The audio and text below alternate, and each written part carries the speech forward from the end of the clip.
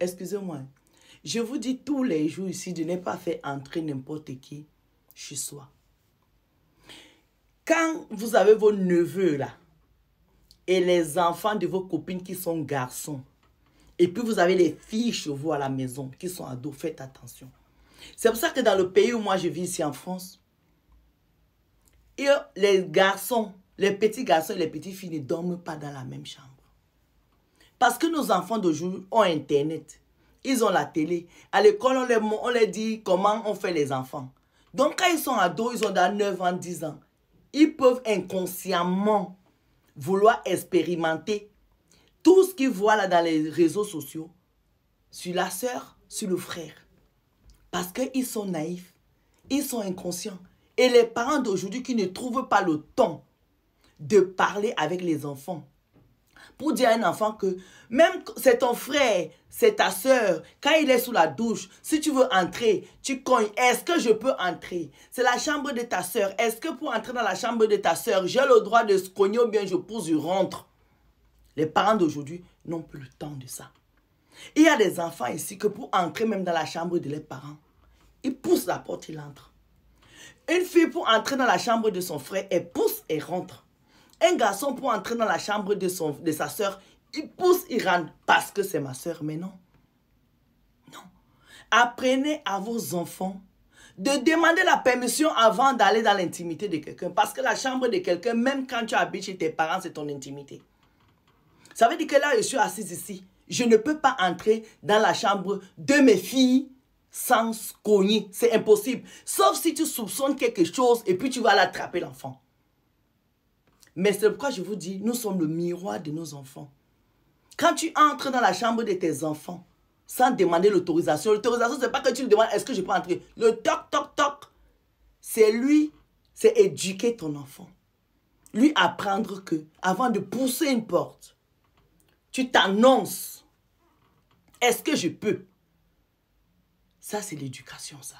Mais les parents d'aujourd'hui, on n'a plus le temps. On est tellement pressés que les petits A, B, A, bas, là, on oublie ça. Voilà deux amis, deux papas depuis 1960 qui étaient riches, bien positionnés. Les enfants se fréquentaient. Un jour, l'un des garçons qui vient en week-end chez la fille qui nous raconte l'histoire, se lève pour aller faire pipi. Il voit la chambre de la fille. Il profite comme tout le monde dort. Il pousse la chambre de la petite fille. Il entre. Il attrape la petite fille de tout. Il fait les choses des adultes à la petite. La petite, là, à l'époque, tu ne peux pas dire que quelqu'un t'a fait les trucs des adultes. On va dire que non, vous savez, c'était impossible d'en parler. Donc, la petite a caché la grossesse. Elle est même tombée enceinte. C'est pourquoi souvent que quand quelque chose va arriver, c'est une fois, tu essayes, ça rentre. Le jour-là, ce n'était pas le bon jour. Le gars a fait ses trucs des adultes, la petite est tombée enceinte. Quand la petite tombe enceinte, elle cache. À un moment, la maman voit qu'elle est enceinte. La maman l'attrape pour dire que viens ici. Toi, tu as un problème. Pourquoi tes seins sont comme ça, Bobo? Qu'est-ce qui s'est passé? Qui t'a fait ça? La petite refuse. La maman insiste à l'insu du papa. La maman insiste jusqu'à... Elle crache au morceau. Comme le papa, c'est un homme d'affaires et que son ami aussi a beaucoup d'argent, il convoque la famille du garçon. Ils viennent chez lui. Le papa dit à son ami que ton fils est venu ici dernièrement. Voilà ce qu'il a fait à ma fille. Voici les résultats. Comment on va faire ça? Le monsieur la panique parce que ça vaut la prison. Son ami lui dit que comme on est une famille, on est des amis, on ne va pas mettre nos problèmes dehors. Mais tu dois me faire un chèque. Tu dois payer le silence de ma famille. Tu dois me donner tel montant. Et à une deuxième condition, ton fils ne doit jamais venir réclamer la paternité de mon petit-fils. Comme son ami avait peur parce que c'était dangereux, s'il portait plainte, son fils allait en prison. Vous connaissez les bobos là? Ils ont fait les petits contrats à la con là. L'enfant est né. La famille là, ils se sont séparés comme ça. Ce qui fait que la petite fille, quand elle a eu son bac, on l'a envoyée à l'étranger. Pendant que son enfant était là, son enfant croyait que elle, la maman, était sa grande sœur. Parce que c'est la mamie qui l'a élevée. Donc l'enfant l'a grandi comme ça. Il pense que la fille qui est plus grande dans la maison, c'est sa grande sœur. À un moment, la mamie lui dit, ne l'appelle plus ta grande sœur, appelle la maman. Le petit dit pourquoi. La mamie lui dit, appelle la maman, ne l'appelle plus grande sœur. Tu ne vois pas qu'elle est ton aînée. Le petit a commencé à appeler sa mère biologique maman. Donc, la fille arrive à l'étranger. Elle finit ses études. Elle fait les enfants. Elle se marie. Ses parents, son père décède. La belle famille là-bas est décédée. Sa mère reste le seul parent qui est resté là-bas, qui est au courant du contrat et elle. La maman vieillit. L'enfant a maintenant 17 ans. La maman tombe malade, la maman décède. Quand elle va aux obsèques de sa mère, il y a son fils biologique qui est là, qui ne sait pas que c'est elle la maman, qui l'appelle maman depuis un moment, mais qui pense que c'est sa grande sœur. Elle dit, Madame Sol, quand je vois mon fils, je pense à la scène qui s'est passée pour qu'il vienne au monde. Je n'ai pas les nouvelles de son père. On m'a dit que son père s'est marié. Et là où son père s'est marié là-bas, il n'a pas d'enfant. Depuis, on a coupé des ponts. Donc, ma mère est décédée comme ça. J'ai fait les obsèques de ma mère. Je vais partir. Est-ce que je dois laisser mon fils ici? J'ai pris mes pieds, je suis parti. Quand j'arrive aux États-Unis, je commence à réfléchir. Je dis, ah, mon enfant que j'ai laissé là-bas, comment je vais faire avec lui? En même temps, quand je pense à mon enfant là, je pense à l'acte qui s'est passé pour qu'il vienne au monde.